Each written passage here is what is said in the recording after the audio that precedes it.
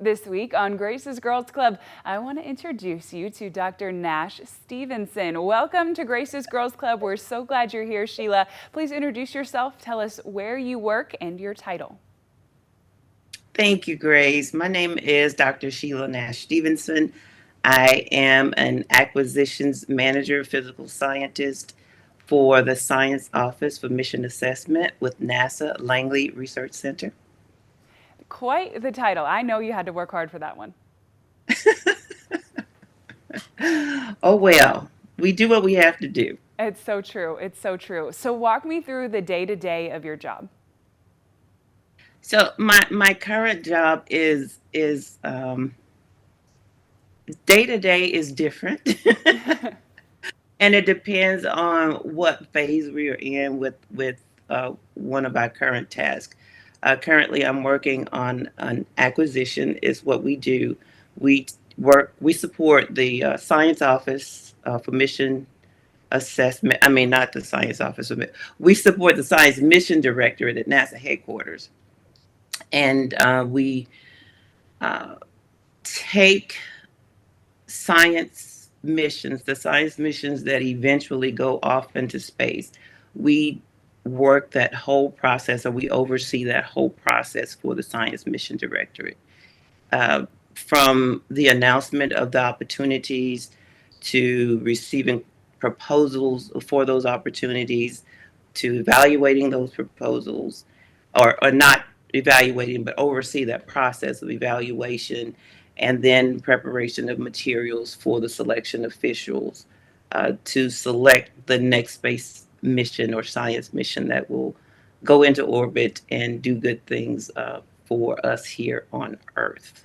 So it's a lot. It's a lot of different things that we do, from, looking at our processes to make sure that they're fair and accurate across the board, efficiency, making sure our processes are efficient, and making sure that we do all that we can to give our proposals equal opportunities for the acquisitions, and assist them wherever they need to be, answer questions for them that they may not be clear on. Uh, it's a lot a lot of things that happen during the process, and the process usually lasts anywhere from 2 to 5 years before we can get a mission out. Oh, wow. So you're staying very connected for quite a long period of time. So, as a physical scientist in that realm, which of the letters of STEM, science, technology, engineering, and math, do you say that you use on the most routine basis, or which sequence of those letters? Well, uh, we use every last one of them because in order to do science, you have to have math. Mm. And math is like the basis for science, engineering, and technology. We're always using or looking to new technologies to help us to better do our research and to collect the data when our missions are in orbit. So, and science is the basis for everything. We are out there looking for scientific discoveries. So, uh, across the board, every letter in STEM is important for the work that we do. It sounds like it. I had a feeling that might have been your answer. So, when you look in the mirror and you say, we did a good job, we did what we were needed to do, I contributed to the team, we were successful, what makes you say this was successful on our part? Like, what is that mark to you? Wow. Um, when we have, and in this case, when we have gotten to a point where we have provided all the information to our selection officials, sufficient enough for them to make a very good choice of the team that we award a contract to for um, the next science mission, the next science investigation, and the other teams that did not get selected are okay with the person that is selected or the team that's selected, and we don't get any protest. And then seeing the mission launched, and then being successful in collecting the science data and analyzing that data and providing those results to the science community. So it's there are a lot of successes along the way, Mm. but the end result is making sure that we've done our job so that the team can do their job and eventually provide great scientific information and scientific data back to the science community. There you have it. That sounds like a success to me too. So let's say I was a young girl or a young student watching this and I thought, oh my gosh, I want to be just like her. How educationally did you get to where you are today? And what advice would you have for the next generation that might be looking to mimic your path?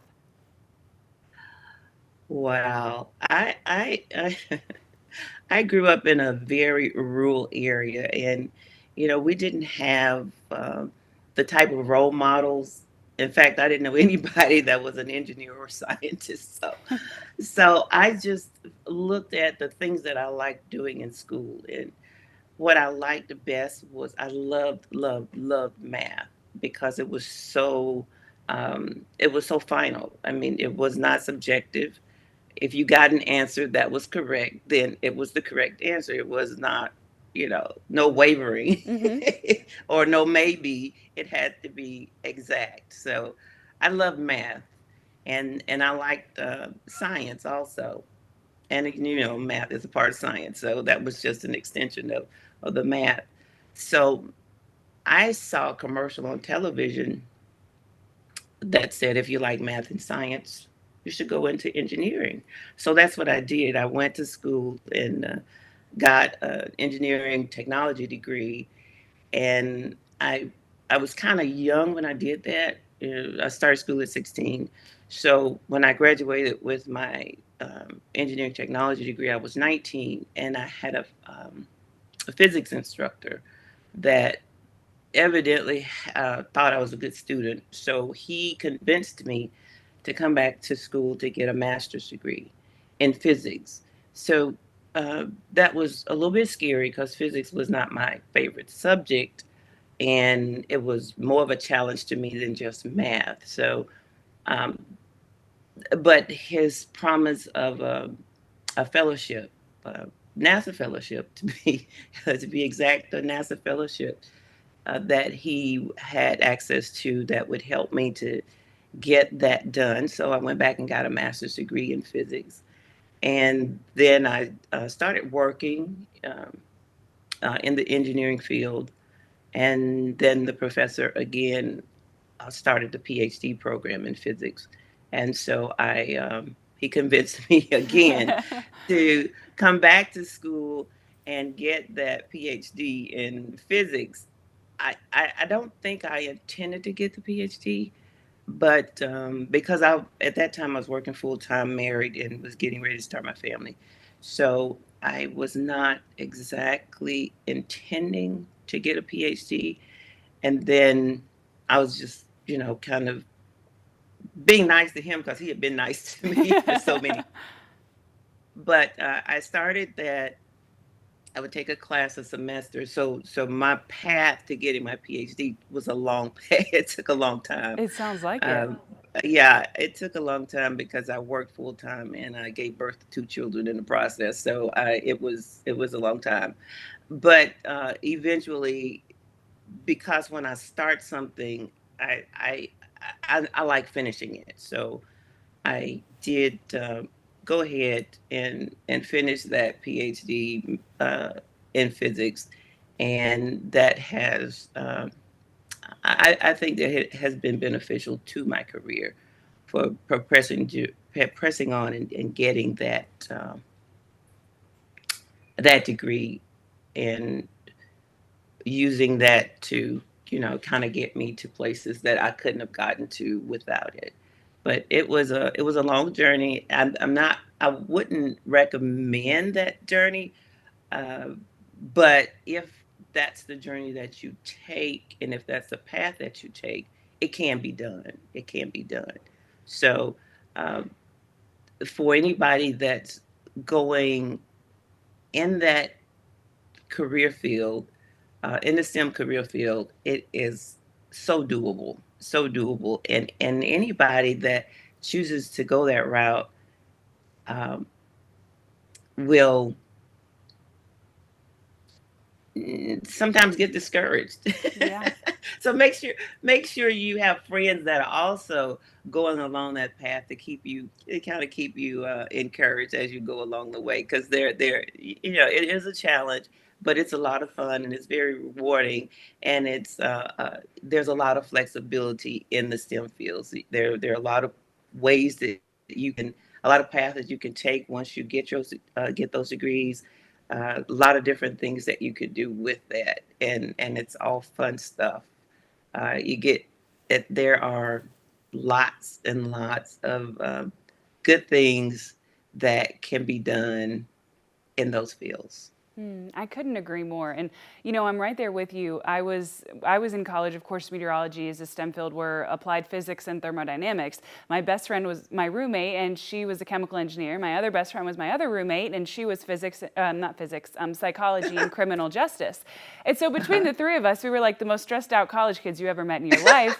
But we had so much fun pushing each other. And, everybody else was going and doing whatever. And we would joke that we have up till 2 a.m. study sessions, and we pushed each other That's because all. 2 a.m. That's all. You got to go to bed. you got sleep. It's so true. It's so true. And I know what you're saying. I remember my very first we took several thermos, but my first thermodynamics 1 test I got back, I must have gotten a 50 on it. And I had studied for hours and hours, and it was so hard, and I didn't at the time know the types of questions that professor was going to ask. So I just kind of almost studied wrong. And it was so disheartening, and I thought, oh my gosh, I don't know if I can ever do this, and this is crucial to my career. What am I going to do? Well, sure enough, here comes test number 2, and I get a 99 on it, and it was Wow. because of those friends that said, no, you can do this, and you will figure this out, and it was just an adjustment curve, and you're going to get in there, and it was those people that pushed me that ended up making the difference. So I completely agree Yes. with everything you just said. Yes. Yes. So Yes. back to you, Exactly. the person we're actually Uh-huh. interviewing and care about today. Um, Walk me through the best part of your job. Um, you know, I don't know. There are so many good parts, and I've worked for NASA for years, and the before I came to the office where I am now, I worked. I was a project manager for a space mission where we partnered with Brazilians, and we of course we get to go to Brazil. So that was really neat, getting to go to Brazil and just experiencing their culture. But the one thing that we did get to do before I left that position was uh, uh, kind of like an outreach, educational outreach to some Brazilian students, and that was so much fun. We I do not speak Portuguese at all. I tried to learn before, we we started a project or during that process, but I really didn't do a good job at all. Um, we went and we talked to students about NASA and about the work that we do, and there were maybe we had 2 sessions, about 1,600 students per session. Those students were so excited for us to be there and to share that information with them. And they treated us like we were rock stars, and um, I thought that was interesting.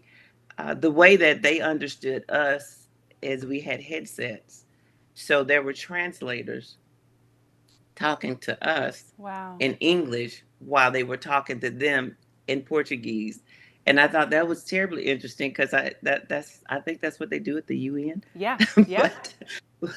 but that was the joy that you see in students' eyes, and we've done some of the same things over here also.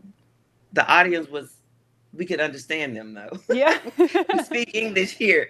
So it was just amazing that the setup where we were speaking English in our own language and they understood what we were doing and they were excited about it. And it gave them hope that they too could go out and be scientists and engineers. So the best part of my job is letting the young folk know that this is doable for you and anybody else. It doesn't matter what you look like, where you come from, what your economic status is. You too can be successful in the STEM field, and that to me is the best part of my job. I enjoy what I do. I enjoy my team. My boss is incredible. My team is incredible. They're all so smart, and we learn from each other. And we all we bring things to when we're working on a project and we run into something that maybe we hadn't quite encountered before, Mm. we take it back to our whole team, we talk it out, and we decide as a team the best approach to resolving whatever that is that we're tackling. And I just feel that the way we work together is amazing. And my boss supports us in all the things that we do. So just having a good team, having a good leader, and um, and enjoying the work that you do. So Yeah. that's the Wow. best part. It's all It good. sounds good. You know what you said about being in STEM is attainable for everyone. If Grace's Girls Club had a mission statement, that is what it would be. That's the heart behind all of this is, STEM academically might be something that's a little bit prestigious. However, as far as who we're letting in the club, absolutely anybody, absolutely everybody. Come on, you're Yes, welcome. You can do it. yes, Let's do it. exactly, exactly. So, I don't want to take up too much more of your time. I know you are, in fact, very, very busy. But before we go, I have one more question for you. If you had Yes, a ma'am. message to young students, young girls in general, what would your main message of encouragement to them be? If STEM is in your heart, if that is where you really want to be, then as Nike say, just do it. Don't let anybody discourage you. Don't let anything deter you. You are more than capable of being successful in STEM. So just do it. And there you have it, straight from the doctor herself, and a very accomplished one at that, which means you can trust and believe her. Well, Dr. Shelia Nash-Stevenson, thank you so much. Thank you for sharing your world as a physical scientist, for what things are like at NASA Langley, and for how you're advancing science and technology in the community. Thank you for your time and expertise today. Well, thank you for the invite, Grace. I really enjoyed being here. And hopefully we'll get some more students in STEM because we still need you. Let's do it. I love it. That's a win for all of us.